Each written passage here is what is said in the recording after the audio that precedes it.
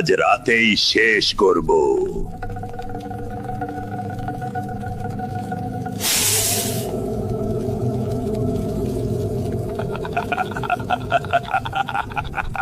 আচ্ছা ভাই, তোরা একটু বস, আমি তোদের একটা ঘটনা বলি।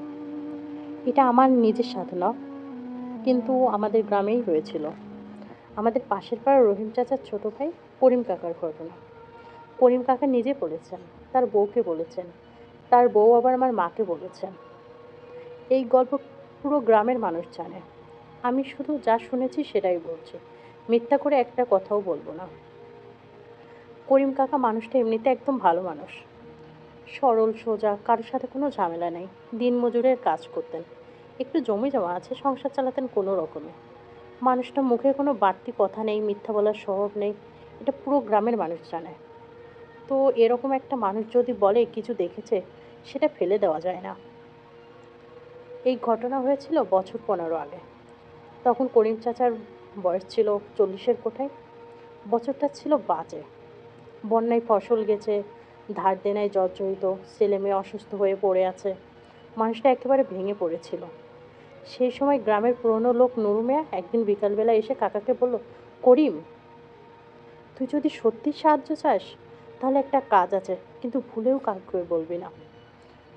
নুরু মিয়া বলল, আমাদের এই তল্লাটে বহুকাল আগে একজন অঘরী সাধু ছিলেন, তার নাম মনোহর। এই গ্রামেরই ছেলে, ছোটবেলায় স্বাভাবিক ছিল, কিন্তু বছর 20 বয়সে হঠাৎ একদিন বাড়ি ছেড়ে চলে গেল। গেল কাশি। সেখানে গিয়ে অঘোর পন্থার সাধু সন্ন্যাসীদের কাছে দীক্ষা নিল। 15 বছর কাটালো সেখানে। তারপর যখন ফিরল, সে আর সেই মনোহর নেই। সে ফিরে এসেছিল গ্রামের শ্মশানে, সেখানেই থাকতো। রাতের পর রাত একা বসে থাকতো চিতার আগুনের পাশে, মৃতদেহের উপর সাধনা করত। গ্রামের লোকজন ভয়ে কাছে যেত না। বছর 25 আগে একদিন সকালে দেখা গেল মনোহর আর নেই, কোথাও নেই। খোঁজাখুঁজি করা শুরু হলো, পাওয়া গেল না। সবাই ভাবলো মরে গেছে বা চলে গেছে, কিন্তু নুরু মিয়া বলল সে যায়নি, সে আছে, শ্মশানেই আছে, শুধু চোখে দেখা যায় না, এতটুকুই। করিম কাকা বললেন, এসব আমি বিশ্বাস করি না। নুরু মিয়া বলল, বিশ্বাস করতে হবে না, শুধু একটু যাবে। পরদিন রাতে নুরু মিয়া করিম কাকাকে নিয়ে গেল। সাথে আরো একজন ছিল, হেলাল, হেলাল নামের একজন। সে পরে গ্রাম ছেড়ে চলে গেছে, কেউ আর তার খবর জানে না। তিনজন মিলে গেল গ্রামের পশ্চিম দিকের শ্মশানে। সেখানে এখনো আছে। তোরা সবাই জানিস, বড় তেঁতুল গাছের পাশে।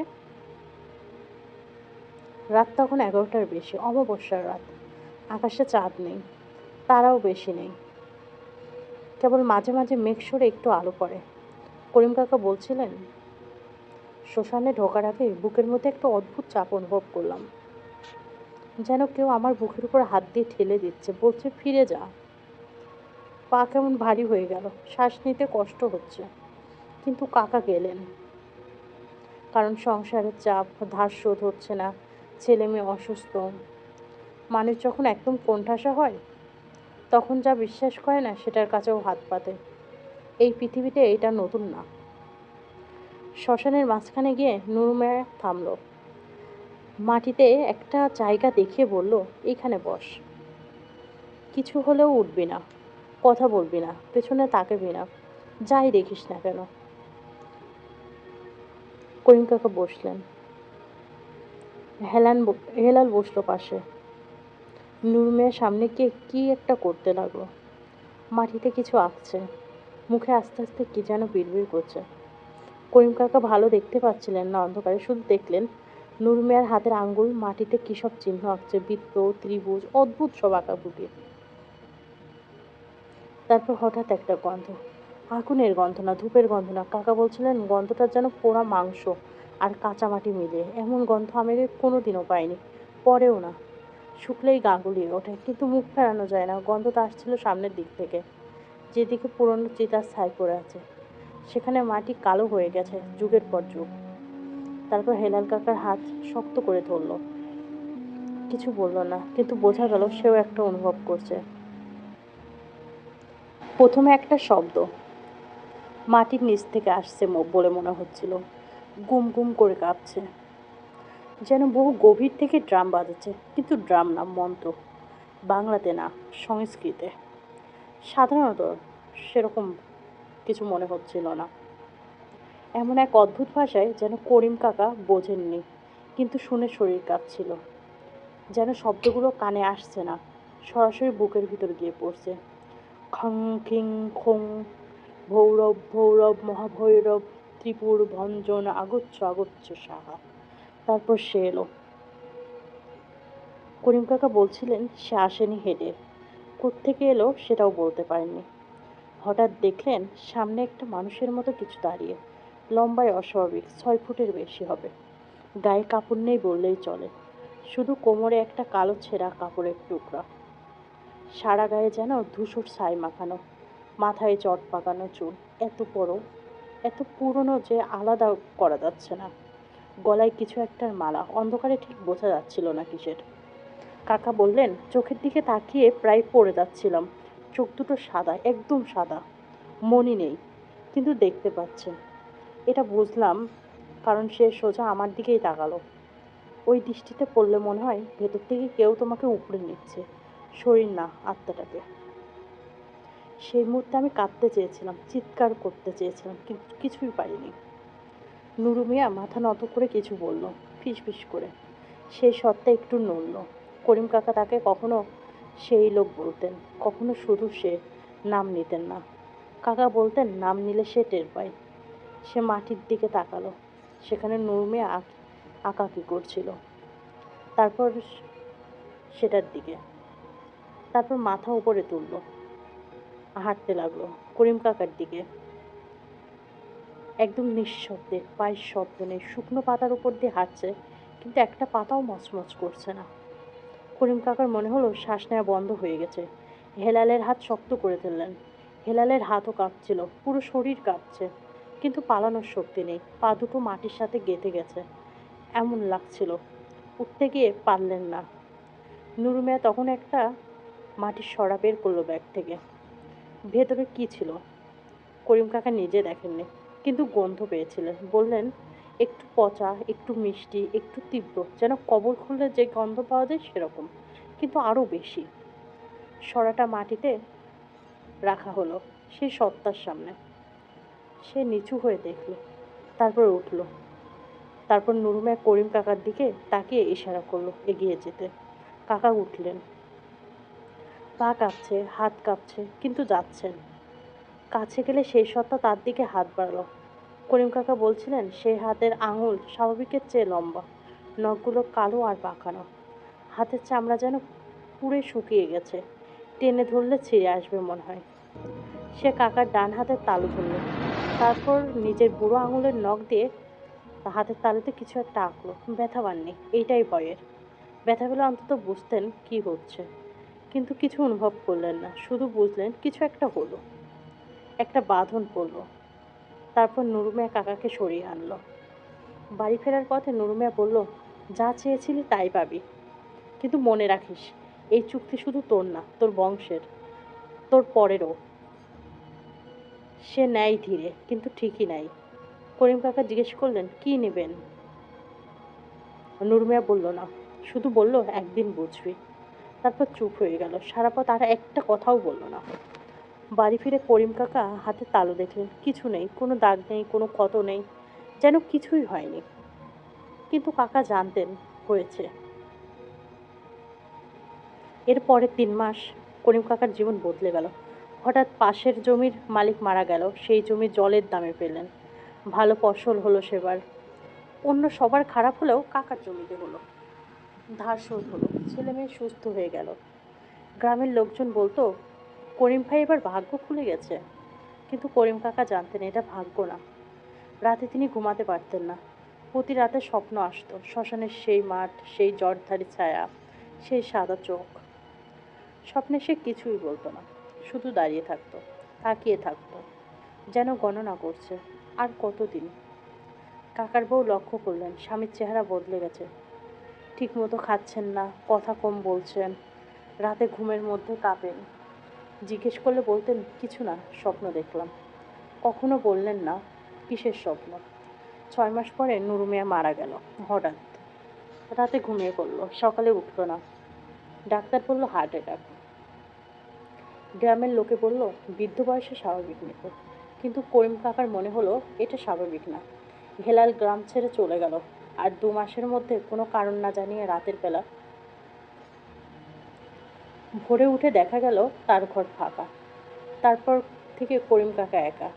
যে 3জন সেই রাতে শ্মশানে গিয়েছিল তাদের মধ্যে একজন সে বেঁচে আছেন। ঘটনার 2 বছর পরের কথা। করিম কাকার বড় ছেলে রাজু তখন 14 বছর বয়স। ভালো ছেলে, পড়াশোনায় মনোযোগী। একদিন রাতে রাজু হঠাৎ জ্বরে পড়ল। এমন জ্বর যে গা পুড়ে যাচ্ছে, কিন্তু ডাক্তার কিছু ধরতে পারছে না। রক্ত পরীক্ষা স্বাভাবিক, ওষুধ কাজ করছে না, জ্বর কমে না। একদিন রাতে সবাই ভাবলো সাধারণ অসুস্থতা। দ্বিতীয় রাতে একটু ভয় পেল। তৃতীয় রাতে করিম কাকা ছেলের পাশে বসেন। ঘুম নেই, চোখে জল। হঠাৎ রাজু চোখ খুলল, কিন্তু চোখে কোনো চেনা ভাব নেই। ঘরের কোণের দিকে তাকিয়ে থাকলো। বাবা, ওই কোণে কে দাঁড়িয়ে আছে? কোণে কেউ ছিল না। করিম কাকা বাতি জ্বালিয়ে দেখলেন শূন্য কোণ, সাদা দেয়াল। কিন্তু রাজু চোখ সরাচ্ছে না, এক দৃষ্টে তাকিয়ে আছে। কাকা বললেন কেউ নেই বাবা, শুয়ে থাক। রাজু তখন বলল আছে, সে বলছে ঋণ শোধের সময় হয়েছে। করিম কাকা সেই মুহূর্তে বরফ হয়ে গেলেন। করিম কাকা সেই রাতেই বুঝলেন নুরু মিয়া কি বলেছিল। চুক্তি শুধু তার না, তার বংশের। সে নেয় ধীরে। 15 বছর অপেক্ষা করছে, এখন নিতে এসেছে। এবং সে নিতে চাইছে তার ছেলেকে, নিজেকে না, তার ছেলেকে। কারণ নিজেকে নিলে সে যন্ত্রণা পাবে না, ছেলেকে হারালে যন্ত্রণা পাবে। কাকা সেই রাতে সারা রাত বসে কাঁদলেন, নিজের লোভের জন্য, নিজের ভুলের জন্য। পরদিন ভোরে করিম কাকা গেলেন দূরের একজন মাওলানার কাছে। বয়স্ক মানুষ, এসব বিষয়ে জ্ঞান রাখেন বলে শোনা যায়। সব খুলে বললেন, কিছু লোকালেন না। মাওলানা সাহেব অনেক সময় চুপ থেকে তাসবিহ পড়লেন। তারপর বললেন, তুমি যার সাথে চুক্তি করেছ সে মৃত না, সে এক ধরনের অস্তিত্ব।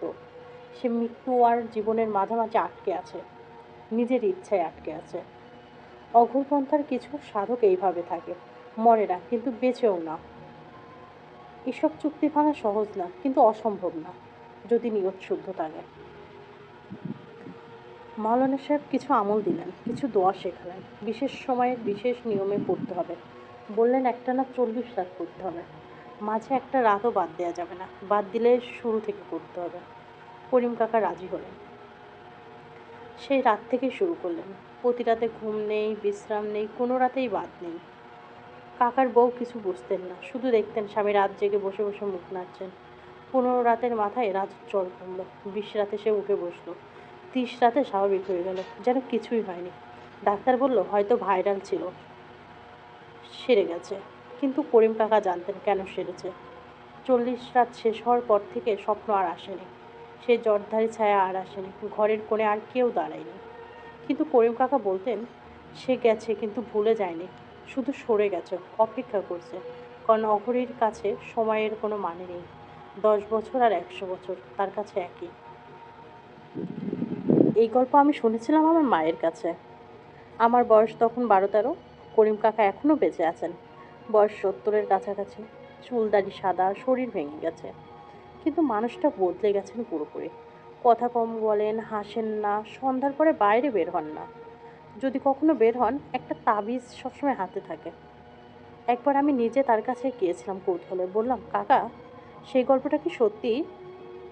কাকা আমার দিকে তাকালেন, চোখে কোনো ভাব নেই, ঠান্ডা শূন্য। তারপর বললেন, সত্যি না মিথ্যা সেটা বলবো না, শুধু এতটুকু বলবো, ওই শ্মশানের পাশ দিয়ে রাতে যাস না। আর কেউ যদি কোনোদিন বলে আয়, কিছু একটা পাবি, কোনো কষ্ট থাকবে না, তুই পালাবি, 2 পায়ে দৌড়াবি। এরপর কিছু বলেননি, উঠে ঘরে চলে গেলেন। একটু থাম, এই ঘটনার পর থেকে একটা অলিখিত নিয়ম আছে। পশ্চিম দিকে শ্মশানের পুরনো তেঁতুল গাছের তলায় কেউ রাতে যায় না। গ্রামের বড়রা ছেলে মেয়েদের বলেন যেও না। কেউ কারণ জিজ্ঞেস করলে বলেন জায়গাটা ভালো না, এর বেশি বলেন না। কয়েক বছর আগে শহর থেকে আসা কিছু ছেলে সেখানে রাতে গিয়েছিল। ইউটিউবের ভিডিও বানাবে বলে। হাতে ক্যামেরা, মুখে হাসি। 3 জন গিয়েছিল, 2 জন ফিরেছিল। 3য় জন কোথায় গেল? পুলিশ কেস হয়েছে, কিন্তু আজও পর্যন্ত কেউ পায়নি।